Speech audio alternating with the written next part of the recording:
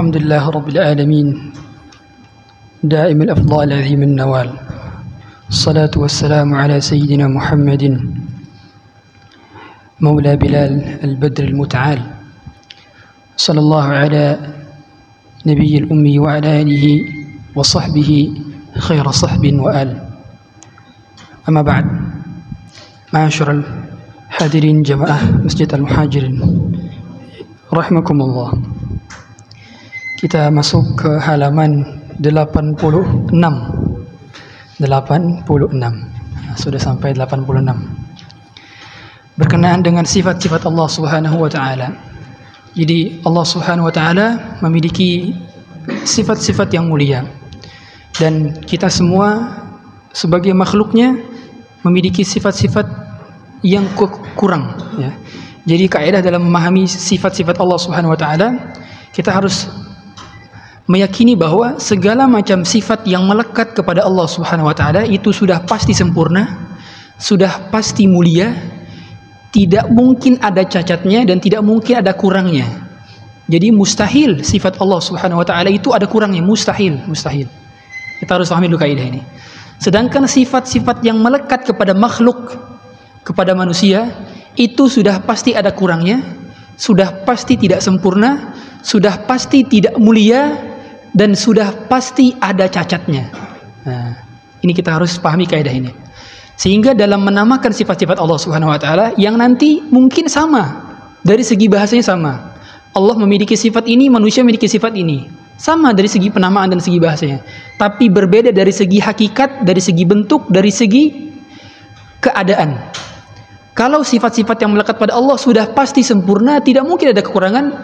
Adapun sebaliknya, sifat yang melekat kepada makhluk itu sudah pasti penuh dengan kekurangan, gitu ya. Makanya agar kita berhati-hati, karena segala macam yang melekat kepada Allah Subhanahu wa taala itu harus kita nafikan kekurangannya. Tidak mungkin Allah memiliki sifat kurang, nggak mungkin.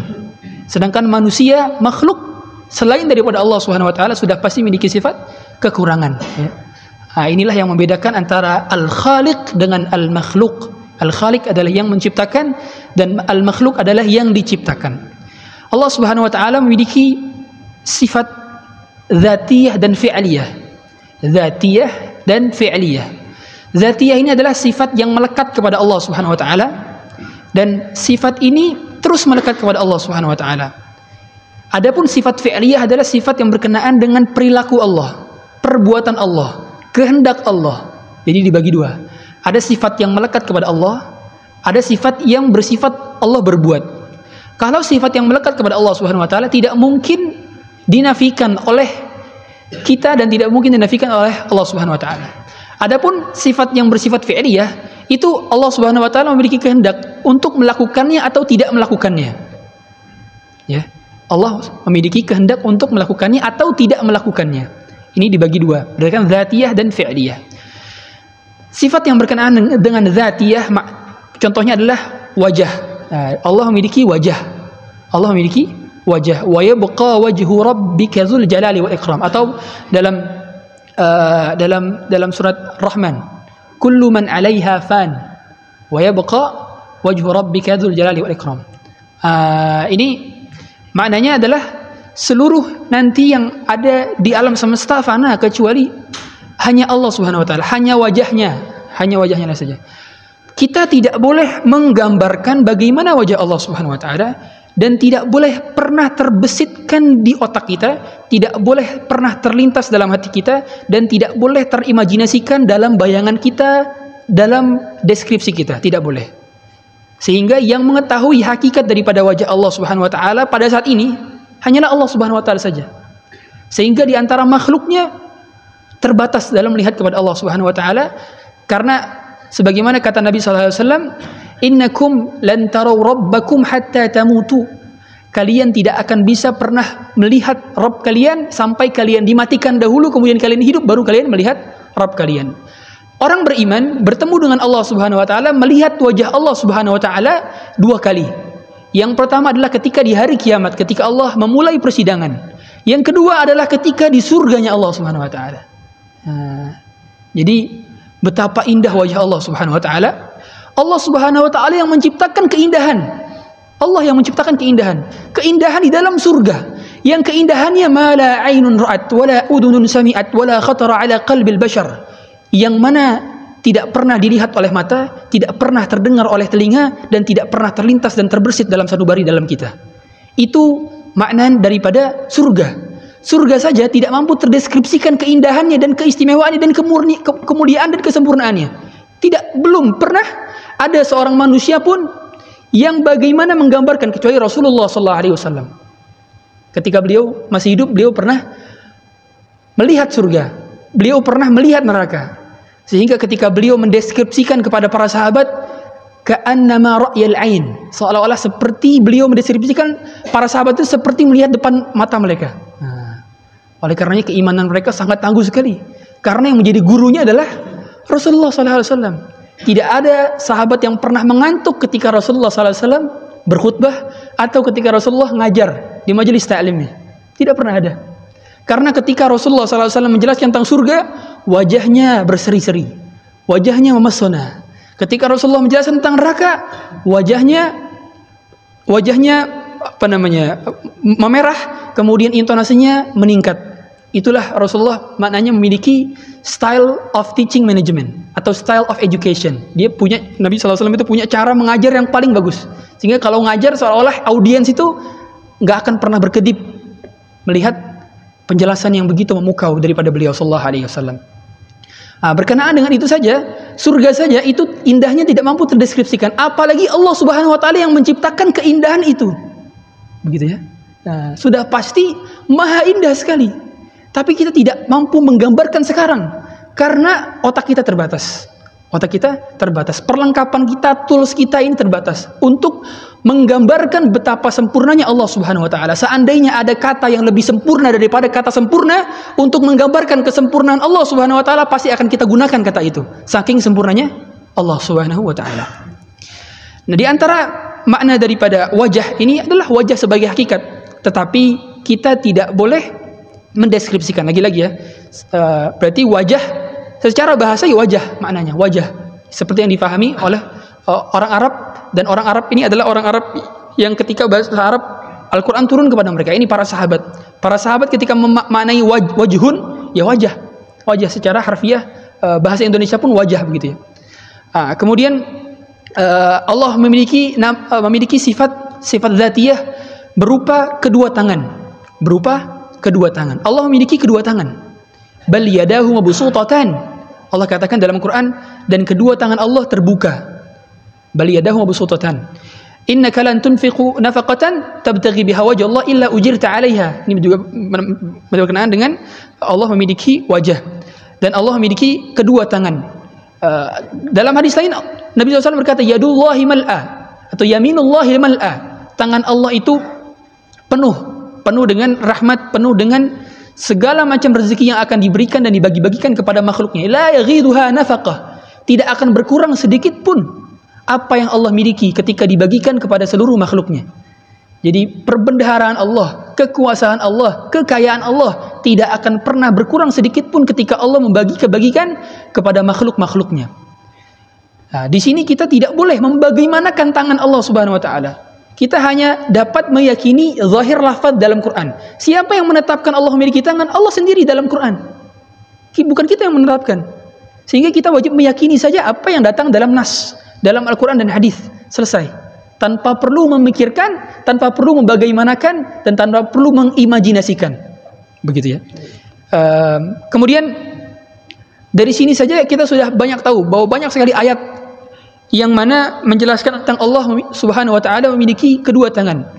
Ketika Allah Subhanahu wa taala menyuruh iblis untuk sujud kepada Adam. Mengapa engkau tidak sujud kepada Adam? Lima khalaqtu biyadai, yang aku ciptakan dengan kedua tanganku. Allah di sini mengatakan dengan menciptakan Adam dengan kedua tanganku. Kata para ulama tafsir, yang diciptakan dengan kedua tangan Allah hanyalah Adam saja. Adapun yang lainnya diciptakan dengan ucapan kun. Innama amruhu idza arada syai'an an yaqula lahu kun fayakun, dalam surat Yasin. Jadi selain daripada Adam diciptakan dengan cara kun, jadilah jadi. Ya. dari sini kita ketahui sebagaimana kata Al-Hafidz Ibnu Katsir dalam kitab Qasasul Anbiya, bahwa manusia paling tampan itu adalah Adam. Paling tampan adalah Adam. Adapun ulama berselisih, sebetulnya lebih tampan Adam atau Rasulullah SAW.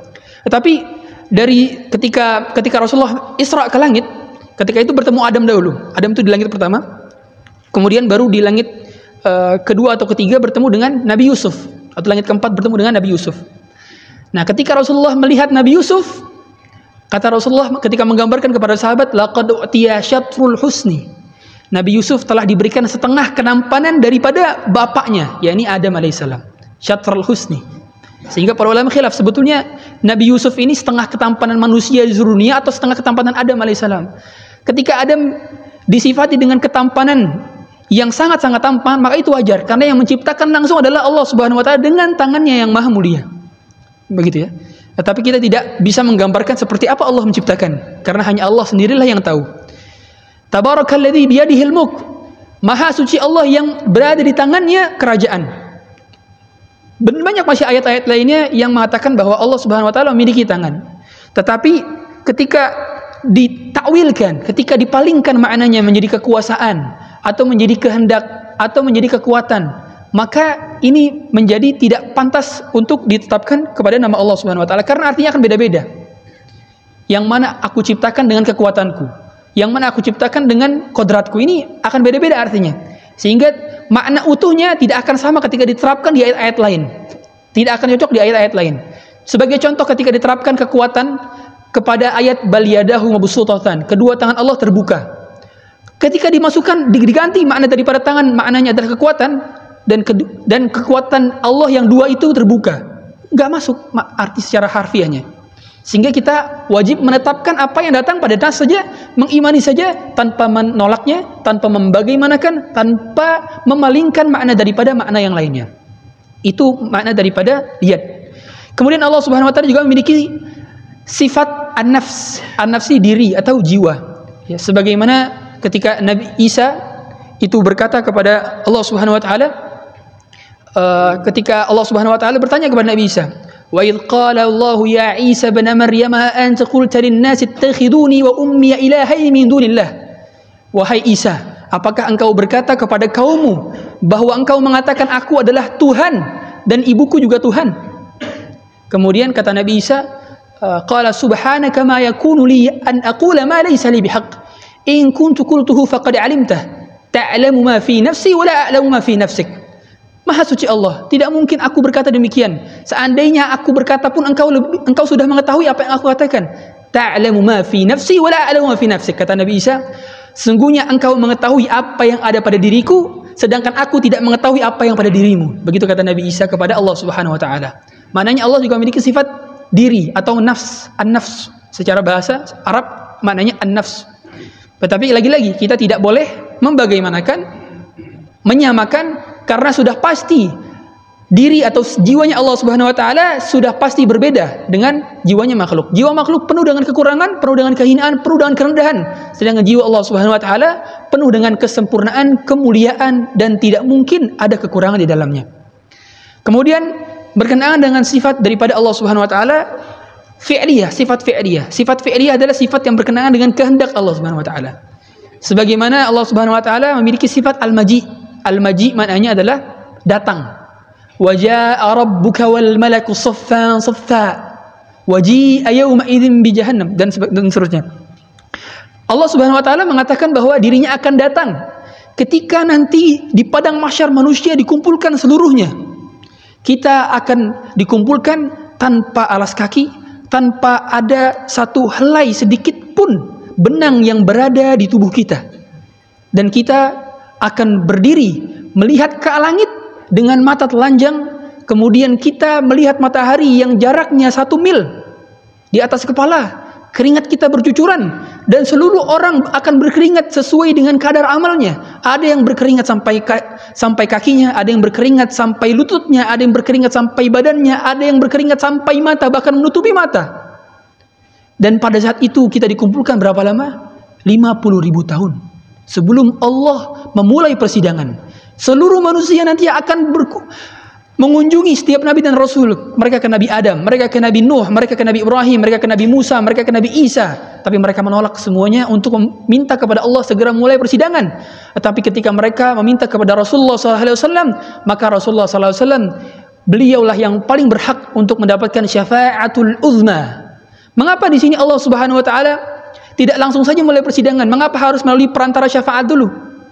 Perantara syafaat daripada Rasulullah SAW. Mengapa? Karena untuk memuliakan Rasulullah SAW di hadapan seluruh makhluk Allah pada saat itu. Sehingga nanti ketika pada saat itu Rasulullah SAW sujud di bawah arsy Allah, kemudian berdoa memuji-muji Allah Subhanahu Wa Taala. Kata Allah, irfa' ra'sak, angkatlah kepalamu Muhammad, isfa' fatusyaffa'. Mintalah syafaat, maka engkau akan diberikan syafaat untuk seluruh manusia, bukan hanya umatnya saja. Ini adalah dinamakan syafa'atul uzma. Ya. Allah memiliki sifat maji.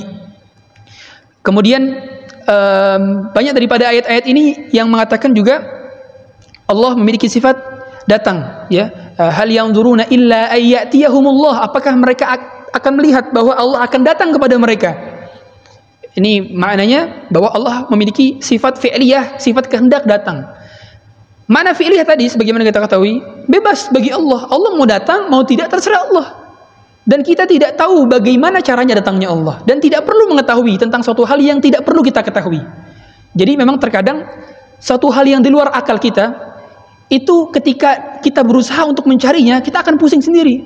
Sebagaimana orang-orang yang belajar filsafat, mereka mencari-cari tahu tentang sesuatu yang di luar otak mereka, dan otak mereka nggak mampu untuk mengakalinya, sehingga lahirlah pemikiran-pemikiran yang di luar daripada kaidah dan akidah daripada Islam itu sendiri. Muncul teori Big Bang, muncul teori bahwa kenabian itu adalah suatu hal yang muktasab, dapat diraih siapapun asal mereka bertapa di goa saja. Ini teori-teori akidah-akidah yang keliru, karena mereka didasari dengan bersandar kepada otak mereka, bersandar kepada hal yang terbatas. Sedangkan otak kita terbatas. Jangan pernah bersandar kepada otak kita, tapi bersandar kepada ayat dan dalil. Kalau otak kita sudah ditundukkan kepada dalil, maka kita akan selamat, akan selamat, begitu ya. Kemudian Allah Subhanahu wa taala juga memiliki sifat ridho, keridhaan Allah. Apa makna ridho? Ridho itu maknanya adalah ketika ada seorang tua ridho kepada anaknya, ya. Anaknya minta 1 juta, sama orang tua dikasih 5 juta, itu ridho namanya. Kurang lebih. Jadi memberikan suatu hal yang lebih daripada apa yang diminta, memberikan suatu hal yang sempurna daripada apa yang diekspektasikan oleh si peminta. Ini maknanya ridho. Nah, ketika Allah sudah ridho kepada hambanya, maka balasannya adalah surga. Oleh karena itu, sifat-sifat atau perilaku-perilaku di dunia yang terkesan sulit untuk sabar, sulit untuk tawakal, sulit untuk ikhlas, ini perkara-perkara yang sulit. Mengapa? Karena balasannya surga, hadiahnya surga. Seandainya ikhlas itu mudah, maka hadiahnya kipas angin, Pak. Kalau sabar itu mudah, hadiahnya piring, bukan surga. Makanya kata Ibnu Qayyim, tidak ada balasan yang lebih pantas bagi orang-orang yang ikhlas kecuali adalah surga. Tidak ada satupun seandainya di dunia semuanya dikumpulkan, dijadikan sebagai hadiah bagi orang yang ikhlas, niscaya dunia dan segala isinya tidak akan cukup untuk membayar balasan jasa daripada orang yang ikhlas. Karena balasan orang yang ikhlas adalah surganya Allah Subhanahu wa taala. Itulah sulitnya ikhlas. Tapi kita bisa meminta kepada Allah untuk bisa ikhlas, begitu ya. Kata Allah Subhanahu wa taala, radhiyallahu anhum wa radu'an, ketika Allah meridhoi para sahabat dan para sahabat ridho kepada Allah Subhanahu wa taala. Ini generasi yang diridhoi Allah Subhanahu wa taala. Oleh karena itu mereka diberi gelar radhiyallahu anhum wa radu'an, radhiyallahu an. Bolehkah bolehkah kita memberi gelar selain daripada sahabat seperti Imam Syafi'i, Imam Ahmad dengan doa radhiyallahu anhu wa radu'an? Bolehkah? Sebagian ulama, sebagaimana kata Al-Qarrafi dalam kitabnya, kata Al-Qarrafi boleh kepada tabi'in dan sebagainya, tetapi tidak boleh dijadikan sebagai syiar. Tidak boleh dijadikan sebagai syiar. Tetap mereka yang memiliki syiar dan kekhususan untuk mendapatkan doa radhiyallahu an. Setiap kali kita menyebut nama mereka adalah para sahabat. Adapun selain daripada mereka, boleh sesekali. Seperti kita berjumpa dengan orang lain sama muslim, kemudian kita mengatakan radhiyallahu ank, semoga Allah meridhoimu. Boleh. tetapi tidak boleh dijadikan sebagai syiar seperti itu. Kemudian Allah Subhanahu wa taala memiliki sifat juga al-hub, cinta. Allah memiliki sifat cinta. Tetapi kecintaan Allah sudah pasti sempurna. Kita kalau mencintai seorang, mencintai sesuatu yang kita cintai, kecintaan kita terbatas. Dan terkadang kita tidak mampu mengungkapkan apa yang kita cintai kepada sesuatu tersebut. Tapi Allah Subhanahu wa taala kecintaannya sempurna.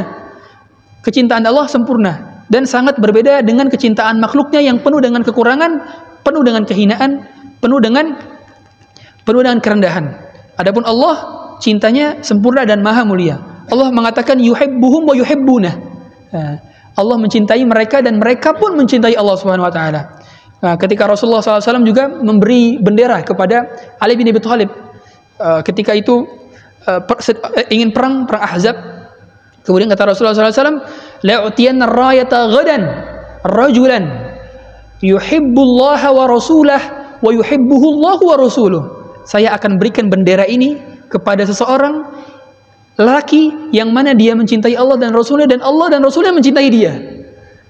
Jadi Rasul mengatakan Allah mencintai dia. Maknanya Allah juga memiliki sifat cinta. Allah memiliki sifat cinta. Kemudian juga Allah memiliki sifat marah. Allah memiliki sifat marah. Kata Allah, wa ghadiballahu alaihim. Dan Allah marah kepada mereka, ini kepada orang-orang kafir.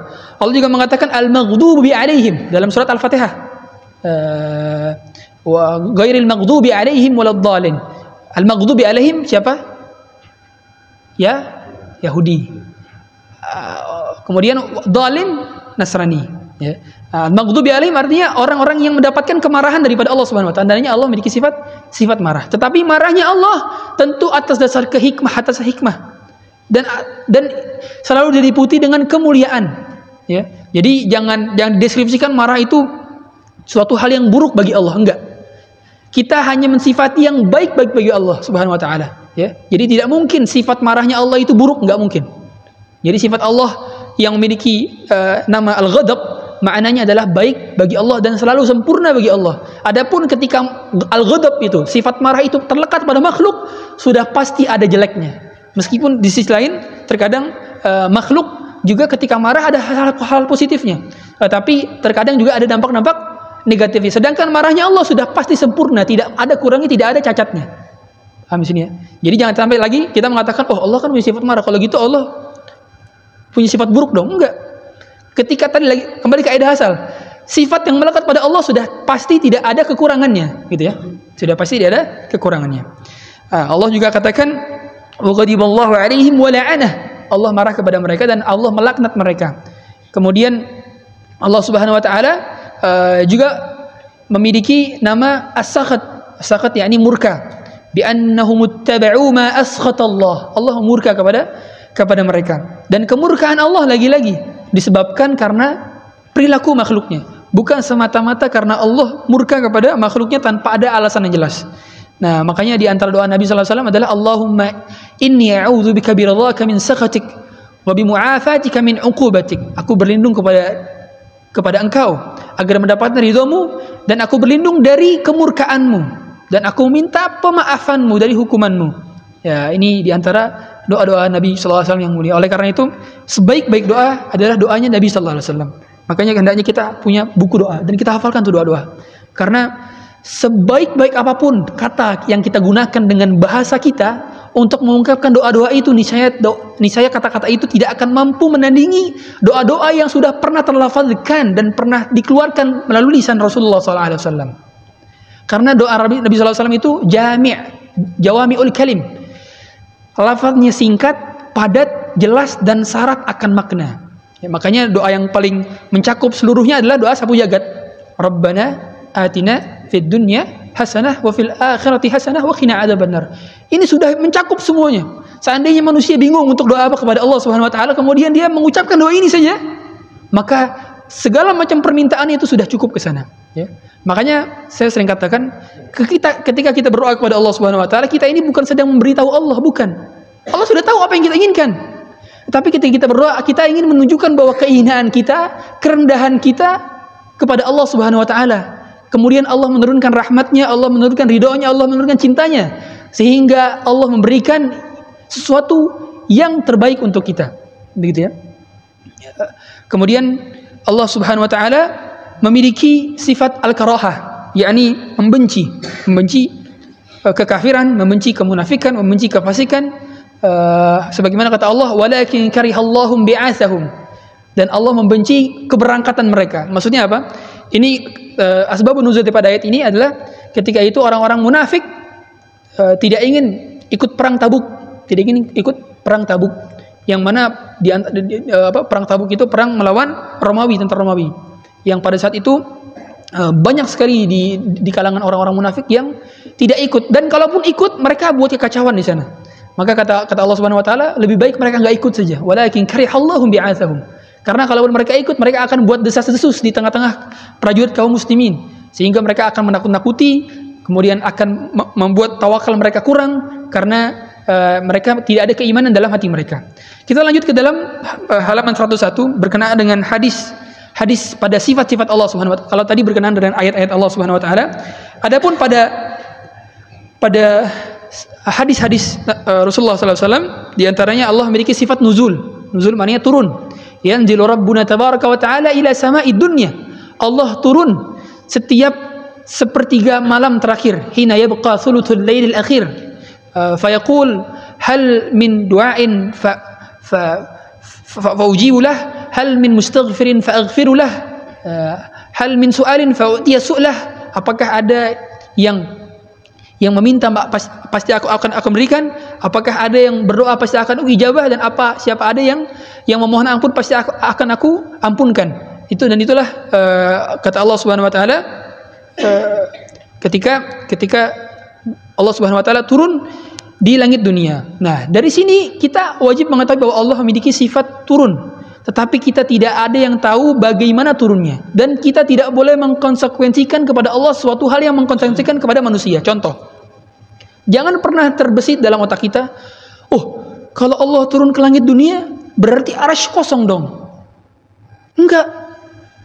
Karena apa yang terlazimi kepada manusia, apa yang menjadi konsekuensi kepada manusia, belum tentu menjadi konsekuensi bagi Allah Subhanahu wa taala. Jadi kita tidak perlu bertanya, kalau begitu arsy kosong. Enggak dong. Karena Allah berbeda dengan makhluknya. Tapi kita wajib mengimani lafaznya. Kita wajib mengimani bahwa Allah turun. Dan tujuan daripada hadis ini tujuannya apa? Supaya kita beramal, supaya kita sholat tahajud, kan gitu. Bukan supaya kita bertanya-tanya tentang bagaimana turunnya Allah, gitu ya. Nah, jadi seorang beriman itu dia fokus kepada hal-hal yang substansial, hal-hal yang esensial, bukan pada hal-hal yang sifatnya tidak esensial dan tidak penting. Pertanyaan bahwa ketika Allah turun ke langit dunia berarti Allah berpindah dong dari satu tempat ke tempat lainnya. Ini berarti melazimkan suatu hal kepada Allah yang sama seperti melazimkan kepada manusia. Ini tidak boleh.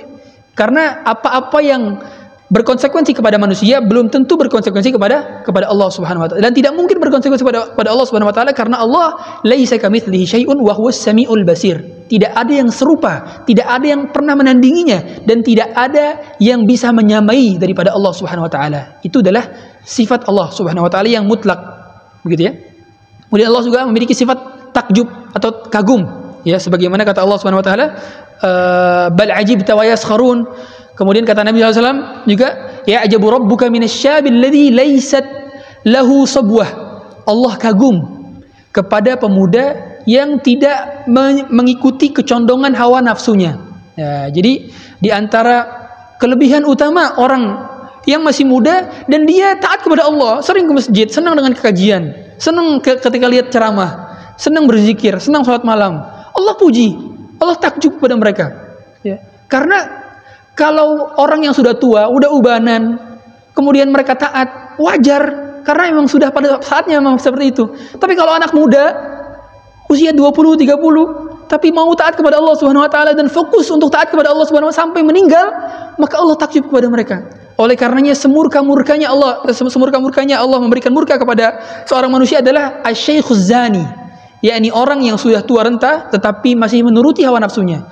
Sudah berubanan gitu ya, atau rambutnya dipenuhi uban tapi masih dangdutan, masih joget, masih sawer-saweran. Ini akan mendapatkan kemurkaan Allah Subhanahu wa taala nanti di hari kiamat, begitu ya.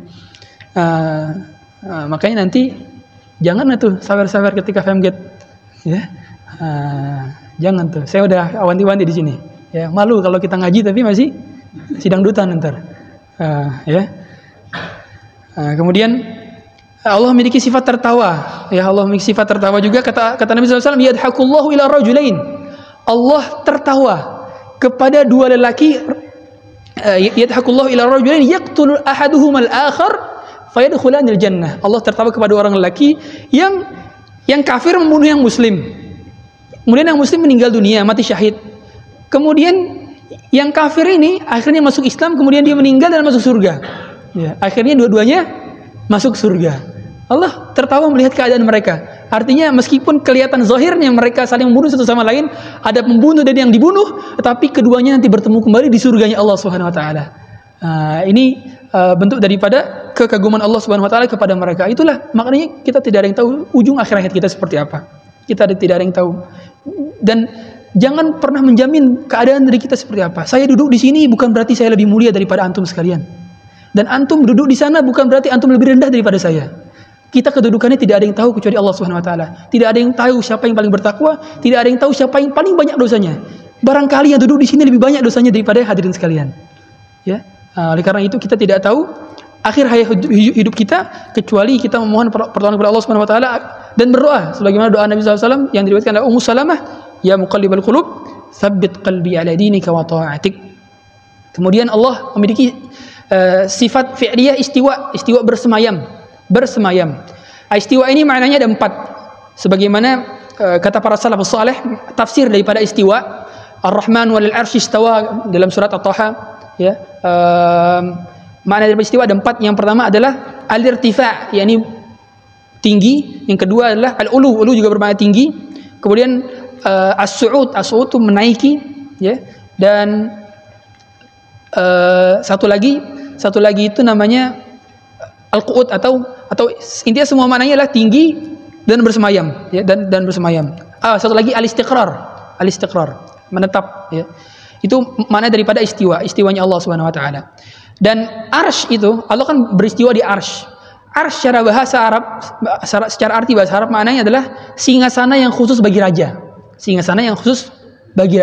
Tetapi kita tidak tahu bagaimana ukurannya, tidak tahu bagaimana bentuknya, kita hanya menetapkan saja.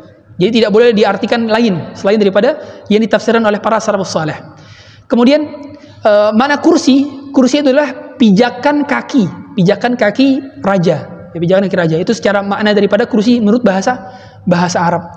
Dan besar ukuran kursi sebagaimana dari hadis Nabi sallallahu alaihi wasallam dibandingkan dengan arsy Allah itu seperti gelang yang dilempar ke padang pasir. Ukuran seperti itu. Ya, jadi arsy Allah sangat besar sekali dan kursi itu seukuran gelang di padang pasir. Ya. Dan arsy Allah Subhanahu wa taala itu adalah atap bagi surga Firdaus. Jadi semoga kita masuk ke dalam surga Firdaus. Nah, surga Firdaus itu atapnya adalah arsy Allah Subhanahu wa taala. Dan Allah Subhanahu wa taala berada di atas arsy. Jadi penghuni surga nanti akan melihat betapa indahnya wajah Allah Subhanahu wa taala. Dan itu akan menjadi sebuah kenikmatan yang tiada tandingannya, ya.